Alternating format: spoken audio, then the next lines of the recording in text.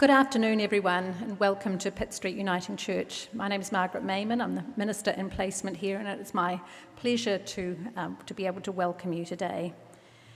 As we gather this afternoon, we do so remembering that the land on which we meet was, is, and always will be Aboriginal land. So I acknowledge the Gadigal people of the Eora Nation, who are the traditional owners of this land.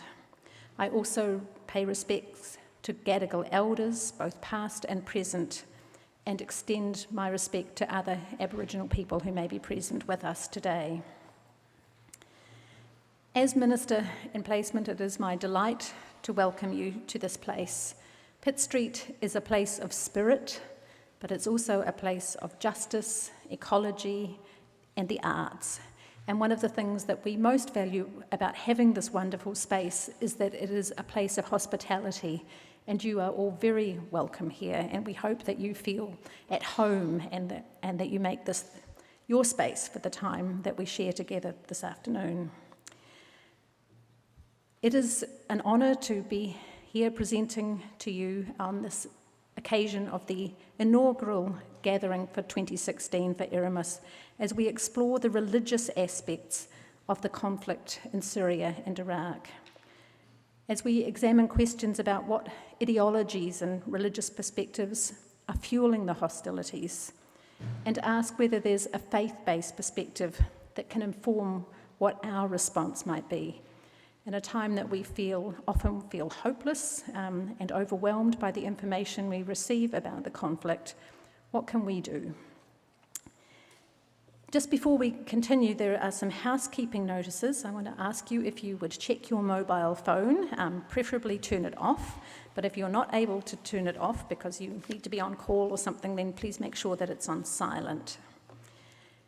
In the event of an emergency in which you might need to leave the building, you can either go out through the door you came in, through the disability access, which is on that side, or through the side door. Those two doors lead directly onto the street, and this one, if you turn to the left as you go out, will lead you through the building next door and also onto the street. We couldn't ever work out where we were going to have as a gathering place if we had to evacuate the building, and we've decided that the Department of Defence is next door, so that will be a good space for us to be. So. And also because I'm a New Zealander, I always feel obliged to tell people that what to do in an event of an earthquake, which is not to go outside, but to drop, cover and hold. If you need access to the restrooms during the afternoon, you go out that door and you turn to the right and keep going down to the end of the pathway. And there are men's and women's restrooms there, and there is a disability access restroom that is available through the kitchen at the back of the high altar.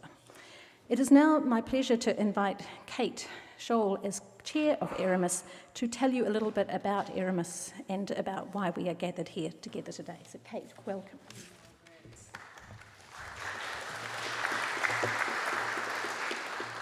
Thank you, Margaret.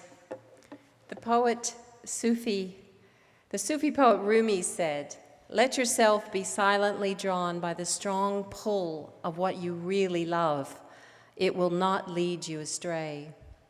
Well, that's why I'm here, folks. I have a passion for community, for spiritual exploration, and bringing people together to do just that. And I've been blessed with the opportunity to express that passion through Eremos and leading our events team, who have worked very hard to put this event together this afternoon. We are delighted that you are here to share in this event with us. Each of us comes here today for a different reason, but I would venture to guess that for most of us, there's a yearning of some kind. A yearning for connection with others, with God, with something beyond myself. A yearning to see a more tolerant and accepting Australia and a more peaceful world. A yearning to join with others who also seek this. Eremos is a holding space for seekers. It is like a campfire around which we can gather and tell and hear stories that have shaped who we are as individuals and who we are as a people. Today, the opportunity to join this campfire regularly is available for you by becoming an Eremos member. The main source of our fuel for our campfire is our magazine, Eremos. Members receive that quarterly. Our members across Australia are nurtured, challenged, and inspired through the explorations, wisdom, scholarship, musings of others expressed in the artwork, poetry, articles, and reflections found in the magazine. Magazines to browse are available at the table back here on this side of the room, and a special discount for our online membership is available if you join today. There's forms there for you to fill or to take away. It's good for a week, that's special, so I'd like you to consider that. Thank you. You also might join us for one of our future events. Flyers are available in the back for an intensive journal workshop that's coming up on the 21st and 22nd of May. And we would also suggest that you might like to sign up for our e-newsletter just by going to our website. And those, just at the bottom of every page, all you have to do is put your name and email address, and you will get our regular e-news, keep you up to date. Many of you, I'm sure, get that, which is why you're here. There is also a lovely event in June on the 19th of June called Finding Strength, Growth, and Spirituality from Loss and Trauma. That's at 2 o'clock on Sunday afternoon, 19th of June. Details on our website, and that will be at Droogan.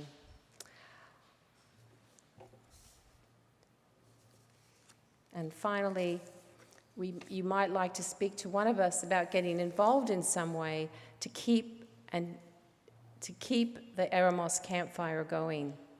I can assure you that getting involved in Eremos is a great way to express your passion for spiritual exploration. Our events team and council members are wearing badges, so feel free to speak to one of us today about how you could help get involved. I'd like to thank Julian and Anna and Margaret and Afroz for your graciousness of being here today. You've been just fabulous to work with as we put this event together, very responsive, and so we're absolutely delighted. And I want to thank each of you for coming. Thank you.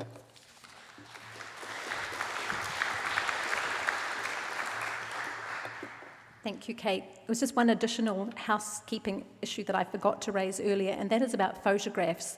This event is being recorded, though most of the recording will be of the speakers and the performer. But there will be photographs taken as well, and if you don't want to be in the photograph, I suggest that you're better sitting in the seats that go across that way rather than closer to the front. And if you particularly are concerned about that, you could speak to Kate or Roz, who are here, and they'll probably take your photo in order to compare your photo with the photos later, so we know not to make your photo public. I want to tell you a little bit about the format of this afternoon so that you know what to expect.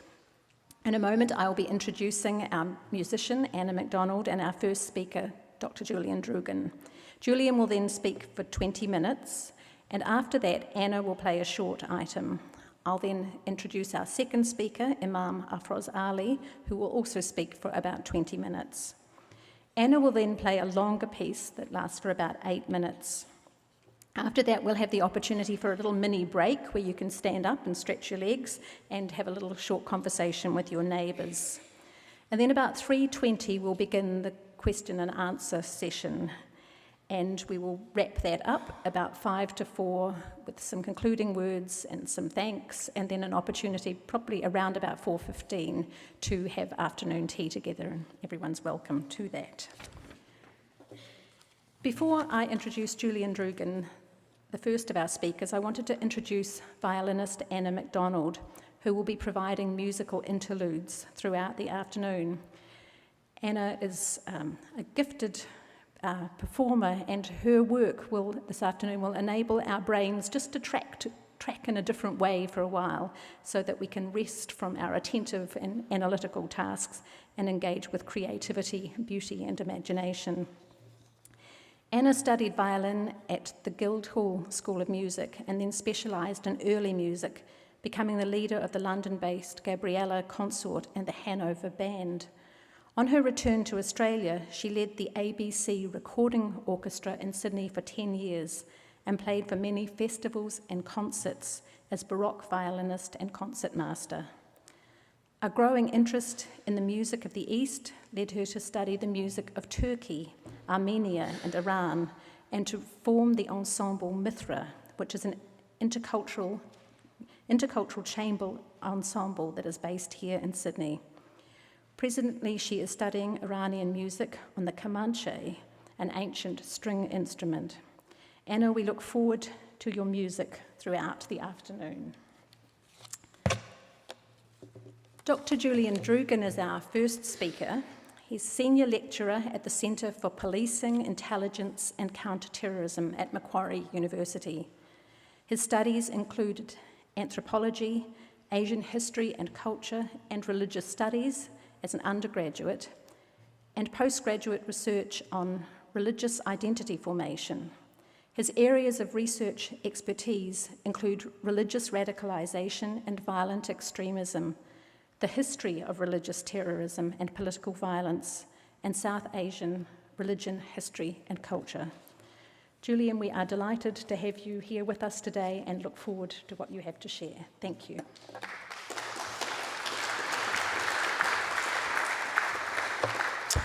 Well, thank you very much for the lovely introduction. It's my absolute honour to be here with both Imam Afroz and also with Anna MacDonald. It's a real pleasure for me to get out of the university and come and speak to different organisations in Sydney and in Australia. In particular, I like talking with groups such as yourselves because unlike my students at university, you're not all on Facebook while I lecture to you. You've got no idea how disconcerting that can be. Now, what I'd like to speak about this afternoon is the conflict in Syria and Iraq, with particular reference to this organisation that some people call ISIS, and to unpack some of the questions around its identity, whether or not it's a religious organisation, and how we can begin to counter it individually and in a religious and perhaps even in a spiritual manner. So this organisation, sometimes we call it ISIS, some people call it ISIL, some people call it the Islamic State or the so-called Islamic State, others call it Daesh. Well, these different names that we give to this organisation, I think, really highlight that we don't understand what it is. We haven't quite come to grips with what this organisation is and what they're trying to do. And that means that it's very hard for us to know how to counter this organisation. So let's begin by looking at the phrase Islamic State, or I prefer to call it the so-called Islamic State, and look at those two words, Islamic and State, and just think a little bit about whether they're appropriate or not. And so the first word that we look at is state, and that's a little bit easier than looking at the word Islamic. And if we look at state, the question, of course, is the so-called Islamic State a state? And many have said, no, it's not. It's something else. It's a death cult, for instance, or something like that. And it's very difficult for us to have that perspective, to argue it clearly and consistently, because really, unfortunately, the so-called Islamic State represents many of the characteristics of states. First, some death cults in history have become states, so even if it was purely a death cult, it could still be considered something that is becoming a state. Secondly, if we look at the sorts of characteristics that states generally have, we can tick them off against the so-called Islamic State. First, states generally control some territory. And we know that at the moment, I'm just going to call it Islamic State from now on, does control territory. It controls 10 cities in Iraq and Syria. It has a geographical spread which is about the size of the British Isles, excluding Ireland. And it also has a population within it of about 6 million people. If we think about a state as something that has sovereignty over its territory, then unfortunately the so-called Islamic State is also exerting sovereignty. It's attempting to defend those borders. It's raising taxes on its citizens, who most of which would prefer they're not living under the Islamic State, but they're forced to pay taxes. And it's providing services, even though those services are pretty basic and not particularly well organised, but it does run things like schools and so on. Lastly, states usually have some sort of relationship with other states in the international system.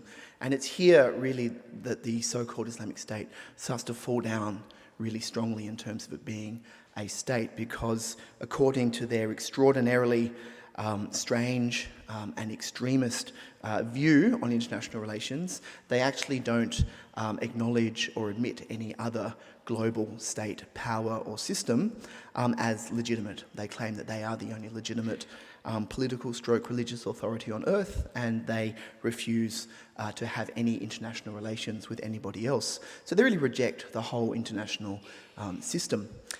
So that is where they begin to fall down in terms of being a state. Unfortunately, although they reject other countries and claim that there are no states, only themselves, and that eventually they will engulf the whole world, according to their point of view, they do have informal relationships with some states, including, you might find it strange to believe, Syria and Iraq, in which they sell oil illegally to on the black market.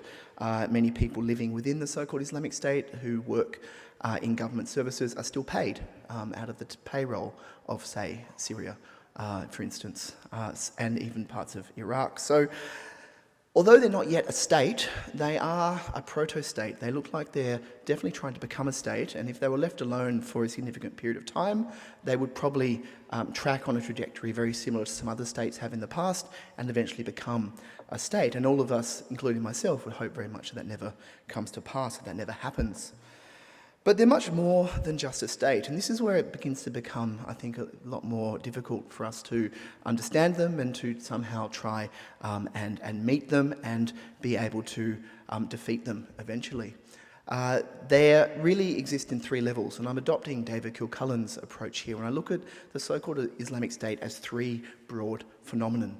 First, there is this proto-state entity in Iraq and Syria, which is trying to carve out territory for itself. 6 million people, about the size of England and Northern Ireland in terms of territory, 10 cities thereabouts. But that's not all. If that was all, that'd be relatively easy for us to deal with. There's also, between 11 and 12, what we could call regional governorships of the so-called Islamic State spread across the world, wilayats in Arabic. And these 10 or 12 governorships or wilayats are areas where insurgents in those places are claiming that they're part of the so-called Islamic State, and in turn also trying to carve out territory. So you can go from places like Libya, places like Yemen, places like Afghanistan, places like Nigeria, where different extremist groups and groups that generally follow a modus operandi that we call terrorism are trying to claim allegiance to the Islamic State. And they're a little bit different to the old Al-Qaeda franchises that existed and still exist for some time. The Al-Qaeda franchises wanted to attack and cause destruction in the name of their political goals. These wilayats of the so-called Islamic State actually want to gain territory. And the idea, and this is what they say, is that eventually that territory will link up to form a giant superstate that will encompass first the boundaries of the historic caliphate of the Abbasids, and then afterwards eventually to take over the whole world. So that's the first two levels. There's Syria and Iraq, and then these different areas that are acting out in their name. The third level is the most difficult, though, and that's a group of people around the world who may have never been to the so-called Islamic State, may have never met anyone who's part of the Islamic State, but who have adopted its concerns and its aims and are willing to act out on them. And so we're looking at estimates vary, maybe 100,000, 200,000 people spread in maybe half the countries on earth who are sympathetic to the so-called Islamic State and are willing to act out on its behalf. And we've had examples in Sydney, 2 examples of people who have done that. They're not card-carrying members of any organisation. They're very hard to know who they are and what they might do in the future. Now, each 3 of these levels are very different one to the other, and each 3 would really necessitate a different religious response, a different spiritual response. They also, by the way, necessitate a different government or even defence response. So you could perhaps destroy the Islamic State in Iraq and Syria, or you could get to the point where it's nearly destroyed through military means, but that doesn't mean that the groups that are spread around the world would be destroyed. In fact, as we've seen, as the central so-called Islamic State becomes threatened, sometimes those people who are at that third tier spread around the world can act out more virulently and more violently. And so it's a very complicated situation, and it's very necessitates sort of different perspectives, different aspects of action, depending on what level you're looking at. Now, the second question is much more difficult, and that is Islamic. Is this group Islamic? Is it religious? Why are we looking for a spiritual solution to something that's a political entity? And this is where we have a huge amount of debate. It's very controversial. I will defer to Imam Afroz Ali to have some more discussions around this in the second part of this talk. However, I'll just give you the pro and the con argument here. So, from someone who's a historian of religions, the pro argument that they are Islamic is that, well, you read their propaganda and they self-identify as Islamic. It's very clear. I've read all of their propaganda. I've been researching it. It's not something I recommend people to do. But if you read all of their propaganda, including the magazine they produce called Dabiq in English, it's very clear that their self-conception is Islamic. They claim to speak on behalf of Islam. And I should think that this goes without saying, but the vast majority of the world's Muslims reject that. Now, that doesn't mean that they reject that. They truly believe, I think, that they are Islamic, and their own goals, they situate within their views on Islamic history and their interpretations of Islamic prophecy and Islamic eschatology, which means what will happen at the end of the world. Again, most Muslims will reject this and argue why it is incorrect, and I would agree with them, absolutely. I'm just giving you the pro case here, why they think that they are Islamic. They also believe, as I said before, that they're creating a caliphate, and they believe that this caliphate is a continuation of the traditional, original caliphate. They believe that all Muslims who do not give allegiance to their caliph, al-Baghdadi, are in fact apostates, and therefore they are able to be killed. And they also believe that any Muslim, to really simplify, who disagrees with them, can also be killed. They say that it is a process of takfir. They excommunicate them. And again, it should go without saying that the vast majority of the world's Muslims hate and disagree with this, and they will say that this so-called Islamic State group have no authority to say any of this. But it doesn't stop them saying that, and it's very much their perspective. Now, on the no side, well, are they Islamic? Is it a religious issue? Well, from their perspective it is, and from their perspective they are Islamic. Vast majority of the world's Muslims disagree. They say that they are not Islamic. And again, I'll defer to Imam Afroz to discuss that perhaps in some more detail down the track. They're certainly extraordinarily unpopular in the Islamic world. Just in the last week or two, we've seen out of the country of India, a group of ulema, both imams and also muftis, put together what is the world's largest fatwa, a fatwa of over 1,000 religious leaders who are denouncing the so-called Islamic State, saying it is not Islamic. It is not Islamic for all of these reasons, and nor is its modus operandi, which is insurgency, violence, killing, and terrorism, nor is that Islamic either. That's over 1,000 different Islamic leaders in just one country, in India. Don't believe the popular media press you sometimes get in the West that Muslims should do more to denounce the so-called Islamic State. If you know where to read and who to listen to, Muslims are doing an awful lot around the world about this. They see it, most Muslims that I know and work with, see them as a terrible blight on the name of Muhammad and on the religion of Islam. So they're unpopular, and that doesn't mean, unfortunately, that they're not a religious problem. And we can talk a little bit about sectarianism in that part of the world, perhaps in the question and answer period. So what's the response? What response can we have, should we have to this organisation?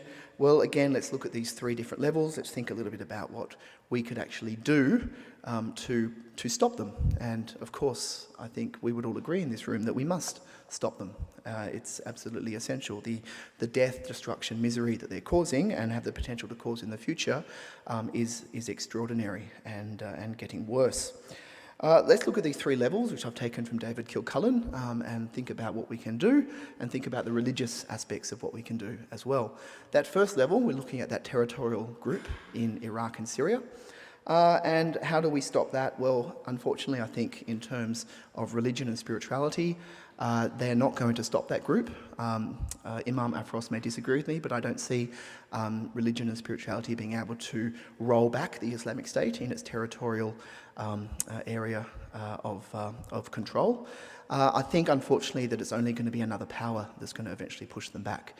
And I don't know who that power might be. What I'm talking about is, unfortunately, a military response of some sort. I'm pretty certain that the West is not going to be doing this. The West is either too weak at the moment. Europe and the United States are very much distracted right now with other issues, or they don't have the will to do this. Certainly America does not want to go into another Middle Eastern land war right now, although if Donald Trump gets in power, then all bets are off and we'll all move to New Zealand, perhaps. However, this military response, if it does occur, and I unfortunately just don't see another way that the so-called Islamic State can be stopped in that part of the world, it will have to be led by the regional countries in that part of the world, and they're all Muslim majority states. There is an issue there, though, of course, which is this problem of sectarianism, which has been unleashed in Iraq and Syria since the Second Gulf War. And I want to make it very, very clear about sectarianism, that there is nothing normal and there is nothing automatic about sectarianism in the Islamic world. Different communities, either Islamic and Christian or Islamic and Jewish or Islamic and Yazidi or whatever, including different Islamic communities like Sunnis and Shias, have and do live together in various levels of success. And peace and tolerance. They have through history, they still do today. There's nothing automatic about sectarianism. But when a part of the world becomes extraordinarily insecure, when people lose their security, as we've seen since the American invasion of Iraq, then we do see human beings retreating into these sectarian identities because they believe that these identities will offer them security and safety. And we see historical enmities, historical suspicions coming up to the surface and taking on a life of their own. It's a bit like letting a genie out of a bottle. Sectarianism is usually bottled up. It's not usually something that is a problem. There's nothing automatic about sectarianism, but if it is unleashed through something like the Second Gulf War, then it can begin to take a momentum of its own. And unfortunately, we're looking at an increasingly sectarianized part of the world, and it's going to take time and effort on all people to actually roll that back again. So if we talk about a military response to ISIS, then we'll be talking about Muslim-majority nations being involved in Syria and Iraq, and then we're talking about sectarian problems, especially if we think about Iran taking a role in destroying the Islamic State. Iran is Shia majority. The so-called Islamic State is a Sunni self-identified group, and you would then have the potential for increased sectarian violence and distrust and so on. It's now my great pleasure to introduce Imam Afroz Ali. Afroz Ali is an esteemed Islamic scholar, having received licenses to teach from some of the most respected Islamic scholars of our time. He is founder and president of the Al-Ghazali Centre for Islamic Sciences and Human Development, based here in Sydney. Imam Afroz is also a founding member of the Australian Religious Response to Climate Change, which Pitt Street's also a proud member of, and the recipient of the International Ambassador for Peace Award, and is an Australian ambassador for the Charter for Compassion. He has worked extensively on the topics of extremism, radicalisation, and Middle Eastern politics. Please join me in welcoming Afroz.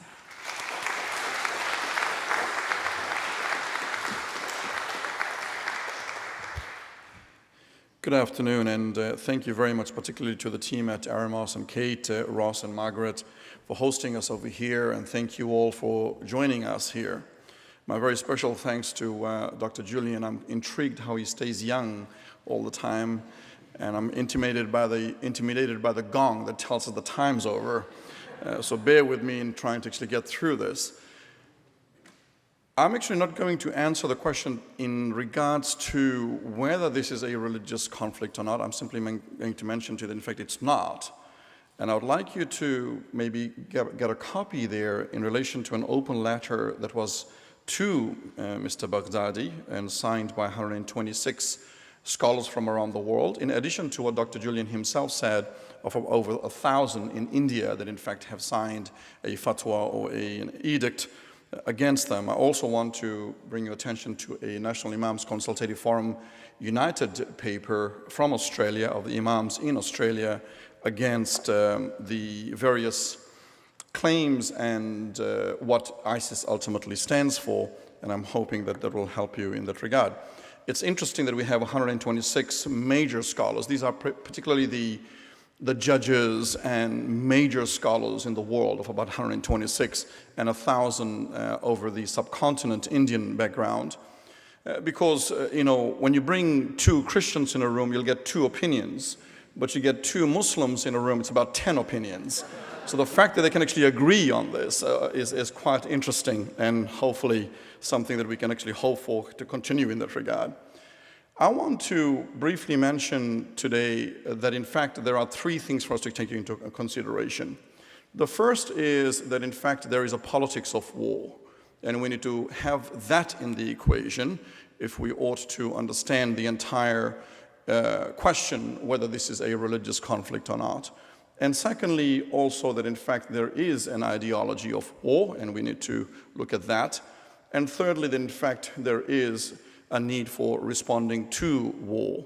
And I'd like to speak about these 3 things in some brief detail, and hopefully that'll lead us to have some discussions here, because 20 minutes is just not enough to discuss ISIS. It is a problem that in fact the global world leaders have not been able to bring together a solution to.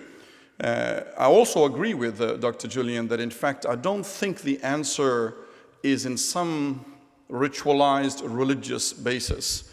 I think religion, faith, spirituality can inform us by which we deal with what we have in front of us, and I'll speak about it a bit later on. So firstly, the politics of war. We do need to take into account that much of what we see in the world today, and indeed in the very region that we're speaking about, particularly Iraq and Syria, have a lot to do with and the basis of and the foundations of a war of resources. There are national interests by which Syrians and Iraqis are suffering, and there is obviously international suffering in many parts of the world. And it's something we cannot forget in the equation, particularly if we want to simply jump and say, well, this is a religious conflict. Secondly, there is a regional power struggle in which the sectarianism has been taken out of the bottle of genie, by which these people who claim to have religious authority to actually utilize it to rouse people for their very political powers. You have active establishment of dictatorships, and I'm sure we all are very familiar with those circumstances. Assad did not exist for decades out of his own autonomy and the selection and the democratic approval of his own people. We have, in fact, some serious questions ourselves to, in fact, answer if we truly, as people of faith and spirituality, want to be true in giving a solution, or at least a proposition to the solution. And without a doubt, the negative disempowerment of citizens around the entire region has to be taken into account. I suppose in this regard, we want to quickly mention that if you look at the Arab Spring, which I call an Arab winter, is because if you look at the people, and I have spoken to these people, I actually have a paper in relation to my conversation with the Syrian displaced peoples around the south of Turkey in Kilis. Their main concern, their primary concern, their fundamental and foundational concern is in fact not religion. It's simply the ability to survive. And I was with the Honorable Helen Clark in launching the Religious Diversity Center in Wellington. New Zealand has some wonderful things. Thank you, Margaret, is one of them here. And she said that she looks at the work that she does at UNDP based on 3 eyes. The first eye is the eye of ignorance, that people do not know, in fact, education is a big thing as far as this is concerned, both religious as well as material sciences. I don't like to call it secular education because it's more like we have a metaphysical and spiritual sciences, and we have material sciences by which we hopefully understand this world. We have the second, which is about injustices. And thirdly, it's about the inequality in economy. And these are the three eyes that in fact drive much of what we have in front of us in relation to the conflict we have, and ultimately see it from the eye of sectarianism. And we'll have some slides to see how that is being projected to the world in that regard. The third is there is a global power struggle.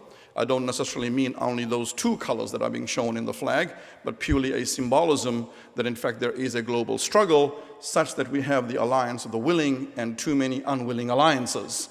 And this continues to cause much disruption around the world, and we have to take these into account because they truly do drive the very many conflicts we have around the world. This is how we are presented, as in terms of the second topic that I want to talk about is the ideology of war, that this idea about Islam's 30 years war, and we speak of why they hate each other, when in fact the reality of history is that this has not been the dominant narrative by which Muslims have lived around the world. What we do know is that if you look at a brief summary of where the people who join ISIS come from, are actually coming from those parts of the land where they are either ex-refugee settlers themselves by being displaced from the very lands that they were colonized from, and secondly also where the dictators, Muslim dictators, continue to oppress their own people, ultimately come into Syria and indeed Iraq. We also understand that if you look at the number of people from Australia, and Dr. Droogan will probably have a lot more statistical data on this in terms of mental instability, economic instability within the people who have left from over here, the legitimate grievances that in fact our youth have from all parts of the world. I think something that we have to take into account, when I look around the room here, I don't seem to see anybody here over the age of 21. No. That in fact we have mostly elders, if I could say it that way. We have to take into account that our youth are not stupid people. When I say our youth, I'm not talking about the Muslim youth, I'm talking about our youth, our Australian youth. And they're asking some very legitimate questions. And if we are going to answer that question by simply saying it's a religious conflict, we are going to see that people either buy that or completely rebel against the church, the mosque, or the temple because they don't find the answers there. And soon they will be connecting to some Facebook or Twitter account by a person by the name of Dr. Baghdadi, who runs a ISIL account or this or that, and his answers are supposedly answered from the eyes that these grievances arise from. So when those grievances are given a legitimation by which religion is planted in there, we then have the result called ISIS. And in that regard, we need to take into account that there are many stories around the world that needs to be taken into account. The Israel and Palestine dilemma, the Afghanistan and Iraq lie, the Arab winter, and without a doubt, the current African rejuggle. And without a doubt, an ideological militarization, and this is what Dr. Julian was speaking about, that if you look at ISIL, it actually is becoming a state per se. Whether we want to admit that or not, it actually has qualities that actually is painting itself as a state, certainly not as an Islamic state. And we have the power shuffle in the entire region, and therefore the people who can see the vacuum. So when you have Assad being attacked, and I don't support Assad at all, by the way, but when he is attacked and is about to fall, then you have extremists who want to take that chair. And the best way to then round up your forces is to play the religious card. Because when you have a transcendent motive, simple psychological and social discussions are not going to bring it aside. They actually become the power by which these people ultimately have what they want to do, and there is no other ideology on this earth from an Islamic perspective but the Salafist serenade I speak of, because they do serenade people as Pied Pipers into joining a jihadist, and I don't like to use that word, but a jihadist movement, that in fact the only way to resolve problems in this world is via war. And in fact they are the only legitimate earthlings who ought to exist on this earth.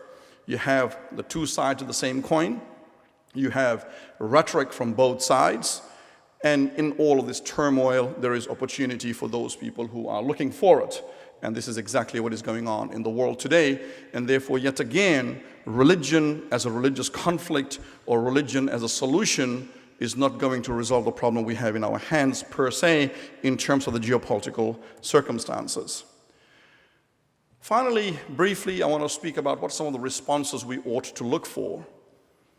Responsible speech is extremely important for us to take into account because the amount of fuel that comes out of language used around the world trumps common sense.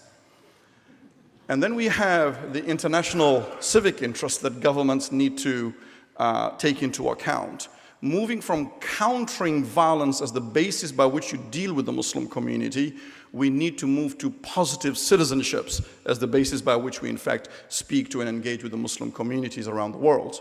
Without a doubt, the non-proliferation of weapons. Who gives these weapons to these people who kill so easily and so vociferously around the world?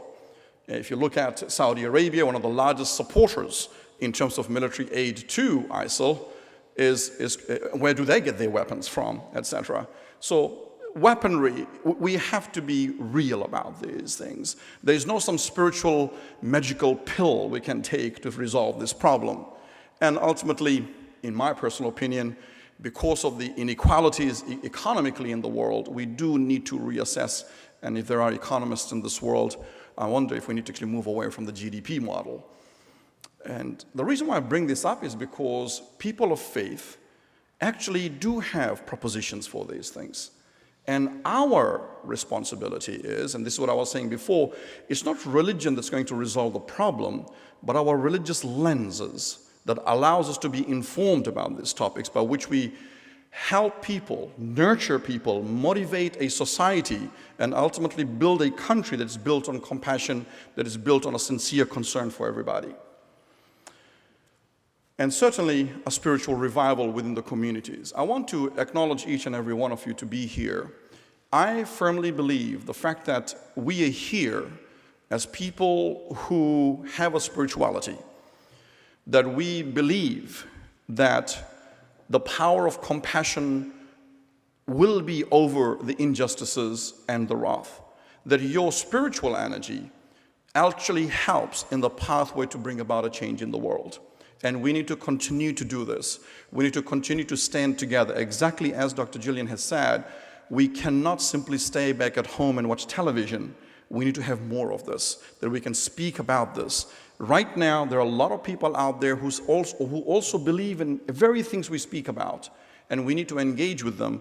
The reason is because they feel that they're either isolated or they're the only ones who think like this. But in fact, there are too many people on this earth, and certainly in Australia, that this country has the best of people, and we need to come together to make this country a best of place. We need to revive a spirituality of faith, as one of the sages had said, that religious people are the people who tell who will go to hell and who will go to heaven. But spiritual people have gone to hell and come back and never want to go back there. And we need to, in fact, arouse more spirituality in our faiths. And in fact, the last point in this regard is preserving faith. I'm also of the firm belief that faith, of whichever color, is under attack. In fact, the claim that religion is the problem is a mask. In fact, the solution is religious, spiritual veracity, and we need to revive faith together.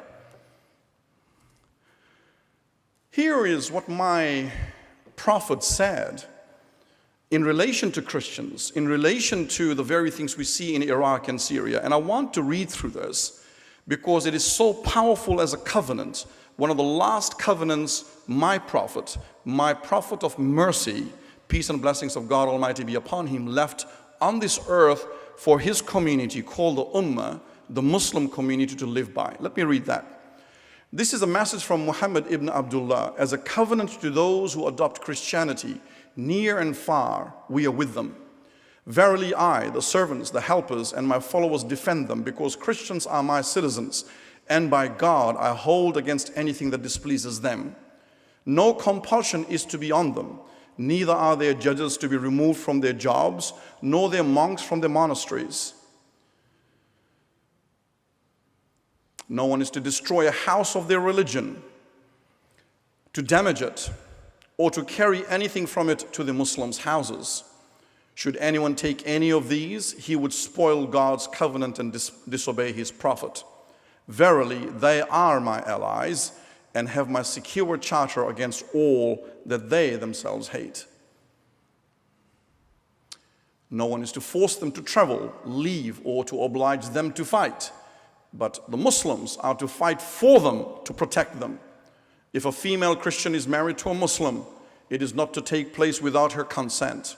She is not to be prevented from visiting her church to pray. Their churches are to be preserved, or to be respected. They are neither to be prevented from repairing them nor preserving the sacredness of their covenants. And the last line for those who are Muslims here particularly: no one of my community is to disobey this covenant till the last day. This is the basis by which my prophet left this religion. And we see what ISIL is doing today. You don't need 126 scholars to come together. You need the prophet. And he tells us that this is an un-Islamic state. And ultimately, the problem actually starts right there. The politics of war really is a war within ourselves. We have ego, and we are loving power, and we are supporting this. And we, as people of faith and spirituality. Okay, so we have two enthusiastic holders of microphones here, so we just want to give you an opportunity to reflect, but really to ask questions. So I'm going to ask you to keep your questions concise, because there is so much material that we've been presented with. There are so many areas of that we want to explore. So try and keep it pithy and more of a question than a statement at this time. I'm sure this is a conversation that will continue for a long time, but let's make the most of the time that we have together. So if you would like to ask a question, please raise your hand. We have one here. Where are our microphone people? Okay, great. We're here, and then over here after. Eamon, do you have a source for that last statement that you had from Muhammad? Oh, you're asking me for that? Yes. Is it in the Quran? It's in fact not a Quranic statement. It's in fact a statement which is a prophetic statement, and therefore it's actually part of the collection, so what is referred to as hadith. This particular statement has been passed with an unbroken chain of transmission from the time of the Prophet, and actually in fact is under the custody, under the Topkapi Museum in Istanbul. And in fact, my understanding is that the Orthodox Church from Lebanon, in fact, actually has a copy of that, in fact, presented in Lebanon as well. And it's well authenticated. Well authenticated. Okay. Thank you. So we've got another question up here in the front. Just make sure you hold the microphone nice and close to your mouth. Good evening to everyone. Very impressive talk from both of them. A different perspective on the whole issue. One observation and then a question there, a quick observation. I've been a general practitioner practicing for 45 years in this country. I have never differentiated between my patients. They're all human beings, they're all creation of God, and I give them love, compassion, and everything. And my patients are very happy with me, but I feel sorry for the Islamophobia which is being spread in the general community. I would like to ask Julian what Christianity preaches about neighborhood, and Imam Afroz what Islam preaches about our relations with our neighbors, and whether neighbors have any rights at all. Well, I can start with a very brief comment on Christianity. First of all, I loved your statement about being a medical practitioner and always treating people as human beings. Primarily, I think we were aware last week there was that horrific bomb explosion in Lahore in Pakistan, and one of the heartening things that came out of that explosion, and I think we always have to look to the good side when we can find it in the current environment, was the number of Pakistanis of Islamic and Sunni and Shia, but also Christian belief, who rushed to Lahore to give blood to the survivors and the victims of that attack. And that's what a great symbol that is, what a wonderful metaphor that is of, we're all different races or languages or religions, but our blood is all red. We are all human at heart, and I think that's wonderful. Christianity, I think, as you all know, it talks about one's neighbour as a metaphor in the early church. One's neighbour is seen as being equal to oneself. Love thy neighbour. And I think this is something that we find in all of the great world religions that have sparked something in the heart of our civilization through history, have always tried to create a social platform upon which you can create the best of all possible worlds. Be they Christian or Islamic or Buddhist or Hindu, they've always tried to create a social world that is the best of all possible worlds. They haven't succeeded at this. I mean, nobody would dispute that. They haven't always succeeded, and human beings are fallible. We haven't lived up to the promises of our religions many times in history and today. But in Christianity, one's neighbour is one's brother, is oneself. You treat your neighbour as you treat yourself, and you can create a tolerant and a tolerable society. So it very much comes back to that golden rule in Christianity. Briefly, exactly, this is the golden rule that in fact exists in all of the religions that we are aware of, and the Islamic statement from the Prophet that you truly do not believe. So this is actually a matter of belief. This is not a matter of conduct. It's a matter of actually faith, that you truly do not believe until you love for your neighbor what you love for yourself. There are two narrations to that. One is that actually says brother or sister, and the other one that says neighbor. And secondly, Prophet Muhammad, peace and blessings of God Almighty be upon him, said that that he feared, on the basis of the revelations that actually came about the rights of the neighbor, that the neighbor could in fact inherit from you. That these are the very sacrosanct and sacred relationships in this regard. But ultimately, the definition of neighbor is also important. In the Islamic tradition, the general metaphorical statement is 70 households. I mean, how many of us know the one next door to us? So it all starts in the household, and I agree with Dr. Julian that religion promises us a lot, but the religionists don't necessarily follow.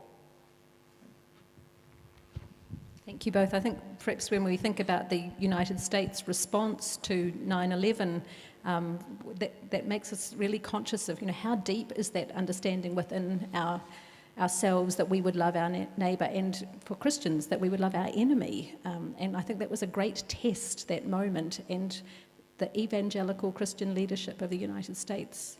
And I've heard and I'm not saying this as a non-American, I've heard this American people, US people say this, that leadership failed to live up to the aspirations of its faith. And part of what we're facing now is the outcome of that. Yeah, so next question. Yeah. I've got a question for the Imam. What I'd like to know is, how does Islamophobia affect Muslims living in Australia? And I'm particularly thinking about the young ones, because it seems to me everyone needs two things. They need a sense of belonging, and they need something that gives them meaning in life.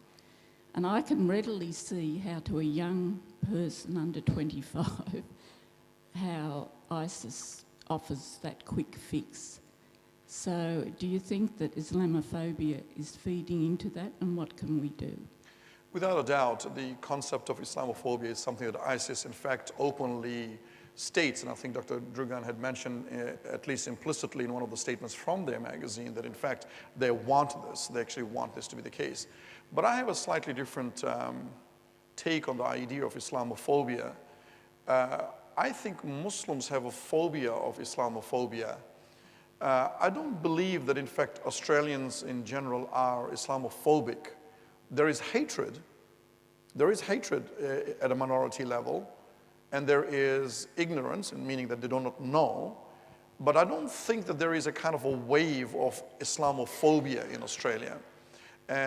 We are falling for this word and then creating a narrative which is almost becoming a perceived reality. This is not the general experience for Muslims around in Australia, without a doubt.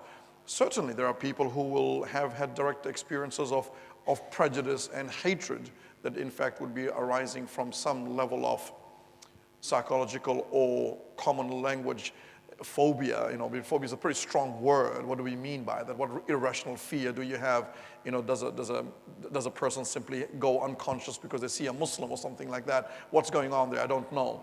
I don't think it's a norm. Without a doubt, there's all kinds of phobia out there, without a doubt. But this is not the atmosphere. This is not the landscape of Australia at all. Most Muslims are having a very wonderful time and a positive experience in Australia. When the Lind Cafe circumstances actually occurred, the support that came out of Australians in terms of the non-Muslim community is on public record, because the trending of "I'll ride with you" became the top 10 trenders on Twitter in the world. So most of Australians, and therefore I could say largely all Australians, are not having an Islamophobia.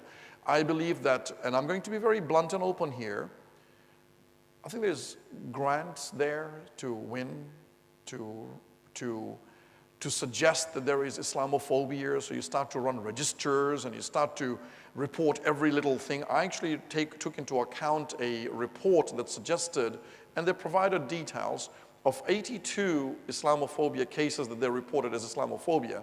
I, in fact, went and checked that.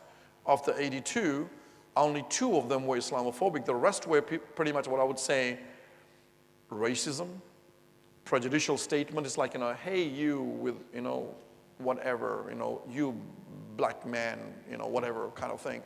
So there's a kind of a racial connotation as far as this. In other words, I'm not you, so I'm going to simply attack you. I don't think people are walking around in Australia and goes, I really fear Islam.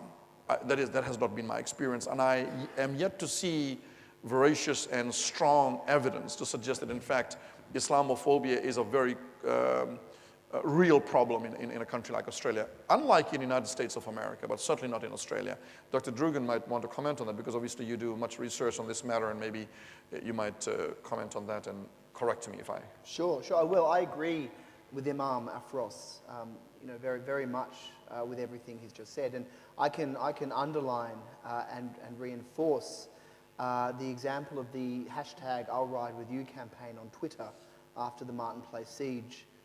We've done quite a bit of work with the state government in New South Wales around the state of violent extremism here, and the state of communities and their perspectives on violent extremism here in Australia, and what the government should and can do to prevent, you know, future Martin Place type incidents. And it's not far-fetched to say that at the moment in the Western world, certainly amongst Western nations that have a high level of immigration, New South Wales and Australia are held up as best practice in terms of a resilient society. And really that's happened almost without us trying. It's just something in the nature of our society that we are broadly quite tolerant. After those attacks in Martin Place, we saw non-Islamic Australians and Islamic Australians coming together with the hashtag I'll Ride With You campaign, which went viral, of course, and that doesn't happen in France or Belgium. It didn't happen to the same extent after the problems in the UK, and it certainly wouldn't happen in the US after a similar. It might happen to a smaller degree, but not as pervasive and as powerful and as spontaneous and as grassroots generated as it was here in New South Wales, in Sydney. So, you know, we are very, very fortunate, and, you know, that's not to say that there aren't people who are Islamophobic and there aren't incidents against Muslims in New South Wales. There are. And what I would say, to sort of add to Imam Afroz's point, is that yes, we are very lucky right now in Australia. However, we need to now start becoming a little bit more conscious about why we've been lucky, and putting in place practices that will support the resilient society that we have built, and be able to ensure that that resilience continues into the future. Because I would be very surprised if there weren't future ISIS-related attacks in Australia. I would be very surprised if there weren't future ISIS-related violence in New South Wales. and we don't want to see an example of this tolerance whittling away through time. And we have seen that in France. So after the Charlie Hebdo events in Paris, there was a broad Parisian attitude of, well, this is not about Islam, this is about violence. You know, we're going to reject the religious Islamophobic discourse. After the recent Paris attacks, we don't get that sort of discourse coming out of Paris the way we did after Charlie Hebdo.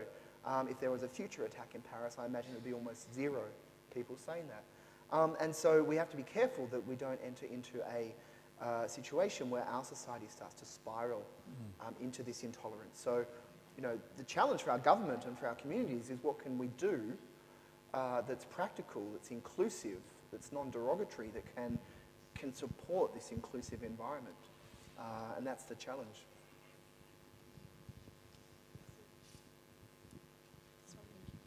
Just on your last point about being resilient, can I ask you a question on a day-to-day level? When I meet people in my staff room who might make often some anti-Islamic statements, and I think it is because of that lack of understanding, how can I, as a resilient person, because I've listened to what you've said today and there's some great points, but it'd be really hard to say, well, I went to a talk and, you know, they've got an open letter and, you know, there's a lot of dialogue happening.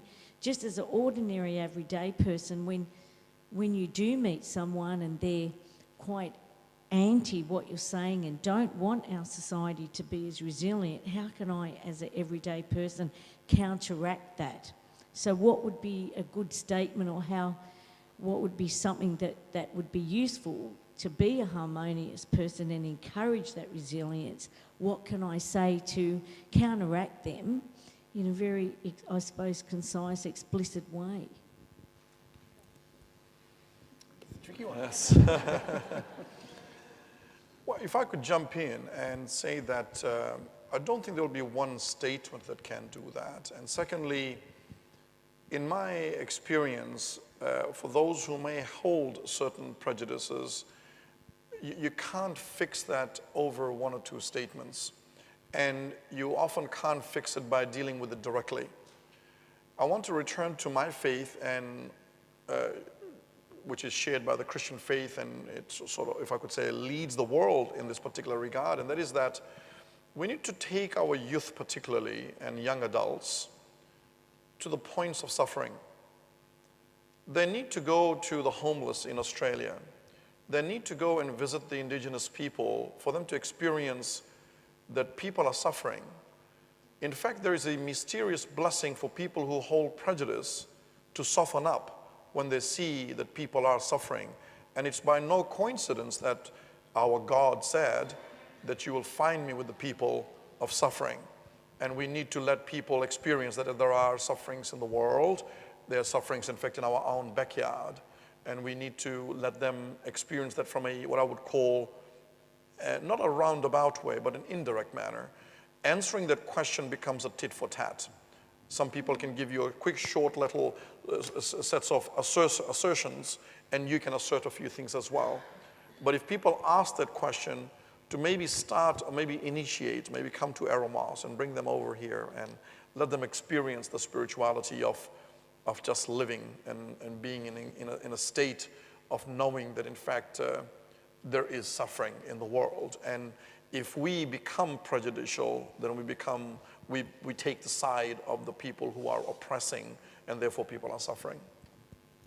Yeah, and I would just back that up by saying that I find that often when somebody throws an Islamophobic or an anti-Semitic or an anti-Indian or any of these sort of comments, you know, out in general conversation at you, unless they're a real die-hard, committed extremist, you know, and that's part of their identity, they're probably, I find anyway, looking for knowledge. They often want to know more, and they don't. They're just sort of throwing these comments out there because, you know, they don't really understand. You know, who understands the complexities of global politics and religion in the 21st century? It's overwhelming. So as an academic, because I come from that academic world of ideas, I'll often counter them with just sort of little comments that will make them see the world in a different way. You know, oh, why are all Muslims terrorists? You know, and you say, well, you know, terrorism This goes back 2,000 years from, the time of the Romans up till now. Or why do Muslims blow themselves up with suicide vests? Oh, well, it was actually the Tamils in Sri Lanka who invented the suicide vest, not Muslims. Why are Muslims killing Christians? Why are Muslim terrorists doing this? Well, the vast majority of the world's victims of terrorism, Islamic terrorism, are Muslims themselves. And so these sort of questions, why do Muslims hate us and why do they want to destroy our country? Well, it's not Muslim countries that have invaded, 3 Muslim majority nations in the last 10 years. It's America, it's Australia as an ally. It's been doing that. I mean, you can always make them think a little bit more critically about what they're saying. But I think it's up for them to go out there and make their relationships, meet people, go to a mosque open day. Next time they go to Bali for a holiday, don't just hang out on the beach. Go and meet some Muslim families, or something like that. It's going to make a difference. Has somebody got the microphone over this side? Yeah. So we've got a gentleman in the front here, and then this gentleman in the blue shirt is next on this side, I think.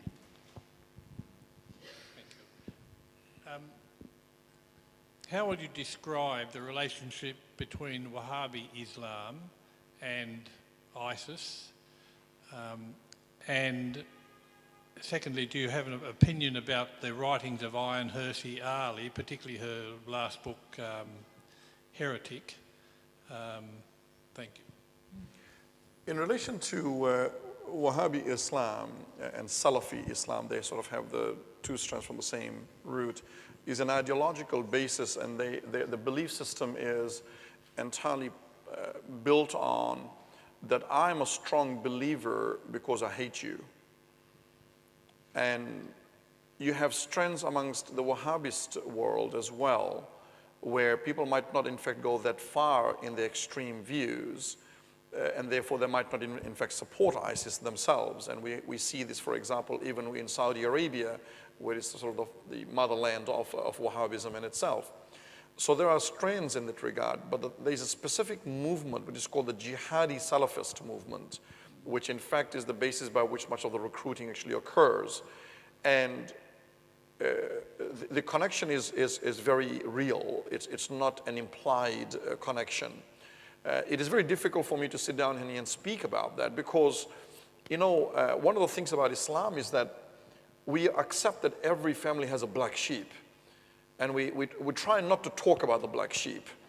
And so, as opposed to the fact that ISIS, I mean, I'm subject to death threats, by the way. So, as opposed to ISIS wanting to kill me, I actually sit down here and say that I'm not going to excommunicate my Wahhabist brothers and sisters. I say that I completely disagree with you, but I'm not going to excommunicate you from this religion because it's not my place to do so. And this is something that we have to grapple with today, because if you excommunicate, it's easy. You can say, well, there you go, you're part of Islam, that's it. But if you struggle with God's grace to be inclusive at the level of care and compassion, but at the same time have the assertive ability to speak the truth, that's where I believe spiritual faith comes in, for you to have the courage and the strength to be able to do so. And I'm concerned more about that. How do I do that in the most constructive manner, as opposed to simply say, Wahhabi Salafis, goodbye, out of the religion, and that's it. It's not going to, in fact, help anybody. In relation to heresy, all I can say is that I have no comment. Yeah, I think I'll say a couple of words about Wahhabism and Salafism. I mean, these are, Salafism is certainly, they're very legitimate forms of Islam, and religions are very complicated things. There is no one Christianity, there's no one Hinduism, there's no one Islam or Buddhism. Religions have schisms within them, different perspectives, different interpretations, and part of what religious people do, not necessarily spiritual people, but religious people, is that they argue over legitimacy. Who's in the camp, who's out of the camp. And those arguments never end. They can be based on doctrine, on scripture, on all sorts of things that can be interpreted and reinterpreted in different ways. And as Christians, or people coming out of a Christian culture, we sometimes forget, we really sort of conveniently forget the long, terrible, bloody history of excommunication and warfare in Christian history. I mean, you can go back to the religious wars of the 16th and 17th centuries, but you can go back earlier than that. You can go back to shortly after the fall of the Roman Empire, when the Christians first gained political power, and in a couple of battles in the Balkans, they killed in one battle killed more Christians than the whole period of Romans persecuting Christians for 300 years beforehand. And that was all over a disagreement about whether God was greater than Jesus or Jesus was greater than God. Mass slaughter. So this Afroz is absolutely right. This whole idea of excommunicating and takfir and so on is something inherent in all religions, but it's something that a spiritual person, I think, should very much leave behind and be about inclusiveness, not exclusiveness. Now, in terms of the Wahhabists in particular, for those who don't know, it's a schism, if you like. It's a form of Salafism, although some Salafists will disagree. And it really came about in Arabia at a time when the Arabs were fighting what they saw as a colonial occupation of their land. And that was an occupation by the Ottoman Turks, who were Sunni Muslims, still are Sunni Muslims for the most part, and who believed that their sultan was the caliph. And so the Arabs didn't like this, and they wanted to push out the Ottomans. And so what happened there is what those who study religions call an example of fundamentalism. Now, that's not the same as saying a belief in the true fundamentals of religion. This is a phenomenon where people who feel under threat in their religious culture will turn to an imaginary past and say, we're going to push out these guys, they've invaded us. Why have they invaded us? Well, because we're weak. Why are we weak? Because we've forgotten the fundamentals of our religion. And so the Wahhabists at the time came up with a magical, fantastical view of what early Islam was like in the 7th, 8th centuries. And that became the core of this extraordinarily puritanical and very limited view on Islam. Now, unfortunately, what's happened since then is that those clerics in Arabia, which has subsequently become Saudi Arabia, have struck a pretty malignant bargain with the ruling house of Saudi Arabia, the House of Saud, to basically keep quiet within the boundaries of the kingdom and don't destabilize the royal family, as long as the royal family gives them quite a large proportion of its oil revenue to go and spread their Wahhabist ideas around the world. And it's been estimated that something like 90% of money in the Islamic world that's used to sponsor international education has been spent by Wahhabists out of Saudi Arabia to spread their view in other parts of the world. And so in places like Indonesia or Bangladesh or wherever it might be, where you still have, very diverse forms of Islam and Islamic identities that have been built up over years and that are very much grounded in tolerance and sort of the local neighborhood, you've had in the last 30, 40, 50 years this growth of Wahhabist doctrine, which although it's still Islamic, it's a very narrow, not a particularly tolerant, quite a parochial form of Islam. Don't misunderstand me. Most Wahhabists are not violent. Most Wahhabists will measure the length of their beard and so on. That's what they do. They're trying to make sure that they're pure in their practice. But just because they're not violent doesn't mean that their religion or their perspective necessarily actively speaks out against violence. And that's what friends of mine who are Salafists and people I know in Saudi Arabia, when I go there who are Wahhabists, I say to them, sure, you're not violent, but is your ulema, is your mosque, is it preaching out against violence? And it's not always the case that it does. And in the current globe, I would suggest, as a non-Muslim, that both Muslims and Christians and everybody, we have to actually actively preach non-violence. It's not enough just to say, well, I don't preach violence. We actually have to preach non-violence. And if I could quickly add to this that I think as opposed to the Christian Reformation, what Islam needs is in fact returning to its orthodoxy. And Salafism and Wahhabism have actually taken it. It's the Reformation. And that's what we see with the Wahhabist and the Salafist world. So our solution really is to revive the orthodoxy aspect of our Islam, which really is built on and founded on the concept of compassion as Christianity does as well. Thanks. I really appreciate you expanding on that a little bit, because that was one of your PowerPoint points that I really was reaffirming orthodoxy, because that can also be quite at first reading can seem quite an oppressive thing to some people who want to kind of expand, particularly progressive Christians, who want to expand their understanding of faith. So I really appreciate your elaboration of that. I often say things on my slide to just entrap people. Right. So that in fact there are questions later on to actually ask. Thank you. Good. Well, mine's been answered. Thank you. Okay, we have a question here. You have both touched on the group of the level of the ISIS followers, and particularly the self-radicalising, alienated young, who you've suggested are particularly vulnerable to some of the extremist ideology pouring forth on the social media. I was just curious to know whether anyone is using the same social media effectively to counter those messages. Is there a satirical sort of take on their message? Is there any really effective that has any sort of purchase on the young? Dr. Julian probably has some examples of that, but briefly, you see it's all about resources ultimately. And they are pumping a lot of resources into this particular. I mean, there's like I think something like 16,000 accounts or something like that they actually are running with. Who keeps a tab on those 16,000? I really don't know. So the problem is that the social media platform needs to be utilized much more effectively by the voices that in fact are nurturing and bringing about people to actually have an objective understanding and at the same time an understanding of nonviolence and a preaching of and an education of nonviolence. It's not in fact as effective, and it's very piecemeal here and there. There needs to be a lot more work as far as that is concerned.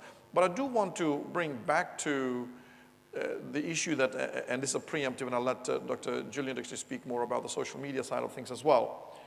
I do want to remind ourselves over here that those who are utilizing social media, generally speaking the youth, I want to again remind ourselves that to understand that they are not silly. They do have legitimate grievances, and this entire equation, if we only talk about an anti-ISIS propaganda, we are not going to resolve it. We have to see that there are many complex problems in this world, and our governments are one of them as well. So there has to be a voice that is constructively assertive or assertively constructive that allows us to have this conversation in a safe space, in the ability to say what needs to be said in order to bring about nonviolence. And if we don't have that equation happening, many of the youth will not entertain us because they can see that you are simply trying to appease them, if I could say, because I have that experience with the youth, that when you only speak about the anti-ISIS narrative, they will throw to you evidence after evidence after evidence. I'm not even talking about conspiracy theories here, actual evidences of what governments are doing around the world, entities are doing around the world. And if you don't answer that question, then what you find is, and the mosques are experiencing this, they will no longer come to the mosque, you see, because then they go to the so-called underground where they actually do get that answer, obviously a wrong answer, that ultimately creates and shapes their paradigms. Yeah, that's absolutely correct. And I'll add on that. I've done quite a lot of work in that area, and it's one that governments and academics and Muslim leaders and others around the world are really trying to struggle with, this whole social media world of narratives. Look, we don't even know how dangerous the narratives are. There's a lot of talk out there about ISIS narratives, Al-Qaeda narratives, jihadism on the web and stuff like that. We've got no evidence to suggest somebody tweeting this stuff to their friends or consuming it on YouTube or Facebook, wherever it might be. We don't know how much more that person is in danger of becoming an extremist and a violent extremist or even a terrorist than not. So there's a lot of panic about it, very much in sort of the shape of your moral panic, old technology and young people's coming together, it must be terrible. But that said, there's also a lot of substance to be worried as well. But we have to be clever, and we have to be really clear about what we're worried about. So when you're looking at social media and the new media environment and all of ISIS's propaganda, yeah, there's heaps of people out there, Muslims and non-Muslims, who are countering that. And yes, that does a lot of good because that adds to the global chatter around pluralism, interfaith, dialogue, togetherness, and these sorts of things, common values. And that's really important because that maintains a global society that's built on basic trust and respect and common principles. But, and this is a big but, when you're talking about young people who are likely on the edge of actually becoming a sympathiser and going to Iraq or Syria, or they're possibly about to go out and kill someone in their own society in the name of ISIS, evidence pretty strongly suggests that a counter-narrative isn't going to stop them. As Afroz just said, coming to them and saying, oh, but you've misunderstood the Prophet, or you've misunderstood the Quran and the Hadith, or we've got 1,000 ulema from India who say you're wrong. Great stuff, adds to the global world of tolerance, but it's probably not going to get that person, that 1 in 10,000, whoever they might be, who's on the journey already in a significant way along. And so the question there is, well, what's motivating that person? And the evidence we have for trying to understand these young people is that religion's not the primary motivator. You know, religion's important, but religion is there to often justify some deeper primary motivators at that stage. And at that stage, what it seems to be, and someone I think over here or over there mentioned it before, is a quest for significance amongst these young people, a quest for identity. They often feel marginalised. I'm not talking about economically marginalised necessarily, but they're often feeling alienated, they don't belong in their family or in their community, even in their whole society. And they're often attracted to what they see as a glorious and a heroic story, where they can be glorious and heroic and do great things. A form of religiosity, you know, seeking significance in their life, seeking sacred values, very perverted sacred values, but sacred values, which in our society young people struggle with. You know, a hyper-capitalist society, young people right across the board struggle with finding significance, you know, in ways that decades ago people, you know, couldn't even imagine. So at that stage, what's often driving a young person to actually make that step into extremism and violent extremism is this quest for identity and acceptance, and that means it's a social thing. You know, they might be all by themselves at their computer in wherever, but it's also a social thing because they're talking to people overseas, or they're reading things, they're wanting to take on an identity of the hero, of the warrior, of the big man. You know, and then they're young and they're male and they're filled with testosterone and they're angry. So how do you stop that person from making those final stages, that final step? Well, you don't try to stop their extremism straight away. Because as Afroz just said, they're probably extreme for a number of very legitimate reasons. You know, because they are marginalised and alienated in society. They are bullied at school. There might be domestic violence at home. They might be really upset about the plight of Muslims in Palestine or Kashmir. They might get treated badly in France by the authorities, even though they've been there for 3 generations. They're not considered properly French. They're still considered Algerian, but they're not from Algeria, and they're confused. You know, this sort of stuff is about belonging. And the way that you can stop these young people from entering into a violence that's going to get them criminalised and locked up and do a lot of damage by perhaps going out and killing others is to offer them alternative, active narratives, alternative pathways where they can harness that anger with the world. You know, young people are idealistic. Remember that quote I gave you from ISIS before? It says that. It says, young people are idealistic and angry, therefore they'll come to us. Well, yeah, young people are idealistic and angry for good reason sometimes, but government's challenge and community's challenge is to find them ways that they can, in a safe way, explore that and be that in their own societies to create change, not to become extremists and become terrorists, because that's a loss of hope. You know, that really is for them. I think it's Thank extremely you. important. I know we have a lot of questions to answer. And we need to finish our question time. Can I share with you 2 examples that I have personally experienced in terms of extremists who are or radicalized individuals and how they actually have been brought up to actually connect with what Dr. Julian has just said. Number one, the first one. Many years ago, I was doing some tree planting work in terms of ecology, and I'm going to be very quick here. Council's tractor breaks down, we need somebody to dig holes, and this is on Saturday morning. So I go to a local community and say to one of the brothers, like, you know, I need your help, you know, muscled guy, we need to dig some holes. And his answer to me straight away, don't come and talk to me about planting trees in Australia, I hate this country. So I said to him, don't worry about Australia, I need your help. And so he came the next day, initially hesitant, by the midday, completely leading the charge, digging holes, getting things happening. Fantastic. 2 or 3 weeks later, I get a phone call from him, and he says to me, "When's the next tree planting?" And I'm saying, "Whoa, that's a big change. You know, we're planting trees in Australia, mate." And he said, "Actually, no. You know what has happened here? For all of these years that I have lived here," and he's born in Australia, by the way, I finally came to a realization that when I touched Australian soil with my own hand, that I realized this is my home. Second example, I take people out on a camel safari for 7 odd days in the outback of Australia. And one of the people in the radicalized world, in a lot of energy, testosterone flowing around and becoming very rude in the community, if I could say, you know, in a like manner, he went with me to the camel safari. And during those periods, we actually spoke about the importance of our relationship with God. We didn't talk about the counter-narrative. We spoke about what is it that connects us to God. And in the nothingness of the desert, you have everythingness of the spiritual awakening. That's the beautiful thing about the desert. And we have a beautiful desert. And this gentleman comes back and completely transforms his life. After a 7-day camel safari, not a single day did I speak to him about extremism. Active contribution and active cooperation. Okay. Thank you both. Those are wonderful points on which to end our Q&A today.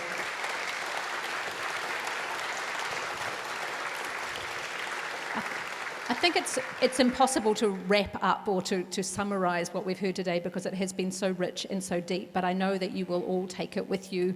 And I think one of the things that I do just want to emphasise at the end is just thinking about what the push factors are for extremism too. I think Afroz mentioned about ignorance, injustice and inequality, that those have to be part of our public conversation within Australian society as we talk about these issues, and not just focusing on the other and our perceived our anxiety about extremism. And then the other stories about relationships, about taking the time, taking the risk to cross the boundaries from the safe places where most of us live, to get to know people. I met Afroz quite a number of years ago in New Zealand as part of a conversation about multi-faith engagement, and it struck me then that what he was talking about was that we need to stop having intellectual conversations where we just sit and talk, but to engage young people in understanding each other's cultures and each other's faiths, we need experiences. We need to be digging holes and planting trees and going into the desert, and we need to be resourcing the people in our society who are willing to do that work, to do it for the well-being of all of us. So I know you will have been enriched by what you've heard today. I hope that you take it not just as something that you know now that you didn't know before, but as something that will be a commitment for you in the way you live your life from here on. I just wanted to quickly give an announcement that there will be an interview with Afroz and Julian by John Cleary, who has been listening to the conversation today, that will be on ABC 702 in the Sunday evening program on Sunday the 10th of April. So do listen to that if you want to continue the wonderful stimulation of this. But now it's my pleasure to hand back to Ros Bradley, who is going to offer some thanks. Ros. Margaret. Well, on behalf of Eremos, I'd like to thank all participants for an incredibly stimulating and interesting afternoon. It's been really terrific. Thank you very much indeed. To Julian and Afroz, you really have both helped unravel some of the complexities of this very dark and deep subject, but you've also offered us some seeds of hope in connection and engagement. So I really appreciate your time, your preparation, and the fact that you've both been so candid. Thank you very much indeed.